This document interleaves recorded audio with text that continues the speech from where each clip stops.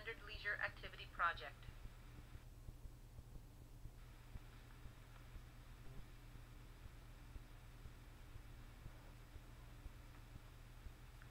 Fishing, also called angling, dates back thousands of years BC as a need for survival. Ancient civilization fished for food, not sport. They used whatever methods worked, from spears and clubs to makeshift traps. Anthropologists determined that the male species was the hunter and the female was more proficient at gathering. Females also provided care and nurturing for their children. This was the beginning of the societal differences.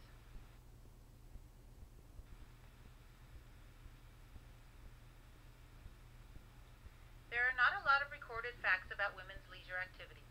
However, it has been documented that in 1496, the first fishing book written in English included the article Treatise of Fishing with an Angle by a nun named Dame Joanna Martinez. Centuries after Miss Berners, another woman, Mary Orvis Marbury, wrote a book in 1892 entitled Favorite Flies and Their History. Slowly, fishing is making its way into the female gender's hands.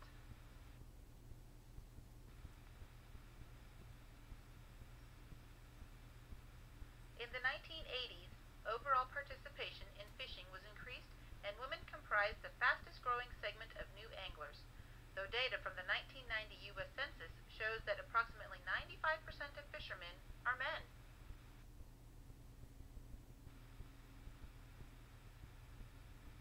Interestingly, females are taking over the sport in another way. A new fashion craze is consuming all the fly fishing feathers. Katie Zazima wrote in the New York Times, "Fly fishing shops around the country are suddenly inundated with stylish women looking to get in on the latest trend, long, colorful feathers that are bonded or clipped into hair."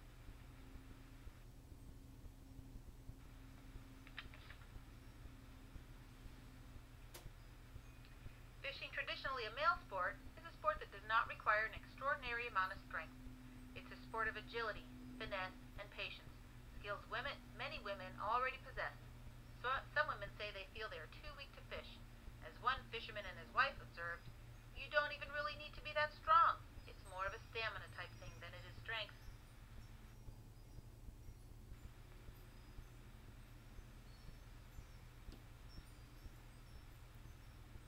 Change has been slow for women to feel included in the sport of fishing because they were not taught to enjoy the sport.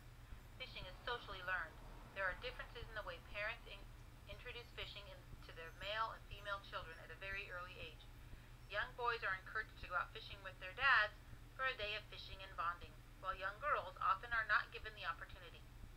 It was tradition a young girl would stay home with her mother and play with her dolls or do housework, being taught conventional gender roles.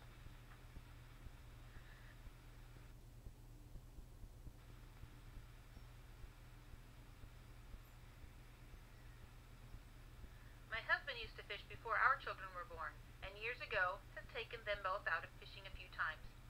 He had given up on the adventures after they had zero interest in the fishing. My curiosity was intrigued when my son, now 11, immediately asked if he could come with me on my gender activity. My daughter, now 14, was indifferent.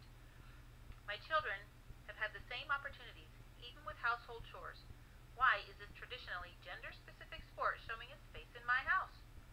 I'm hoping Victoria has not learned what Bax believed, that women should not pursue leisure activities that are physical because women are mentally inferior.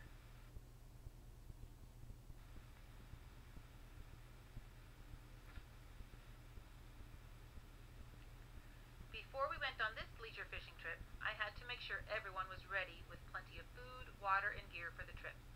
I went into this activity expecting to have fun. I always do with my family.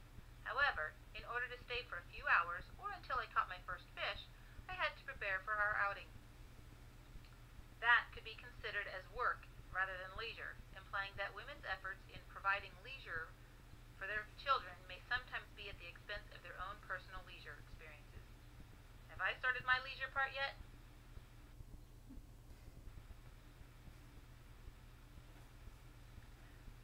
Not losing the fly fishing equipment was my biggest challenge.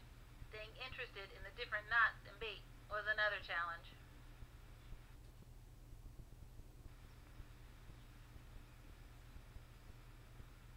It was a beautiful evening, but I could not wait to go home. However, I wanted to catch a fish to prove to myself I could do it.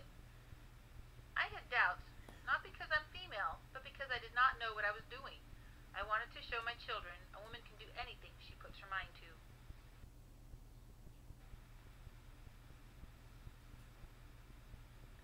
I appreciate how far feminism has come, and what women can and are willing to do.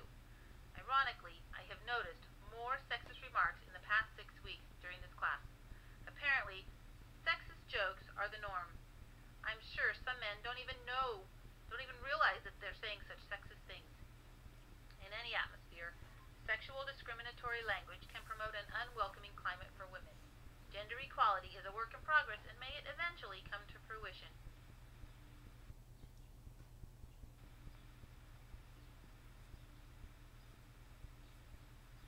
As fun as this day was, I will most likely let my husband have the future fun fishing trips with the kids. I have too many other things on my plate that take priority over fishing. But as one fisherman points out, there's no better way to end a day than to stand in the water and watch the sun go down. Doesn't get any better than that.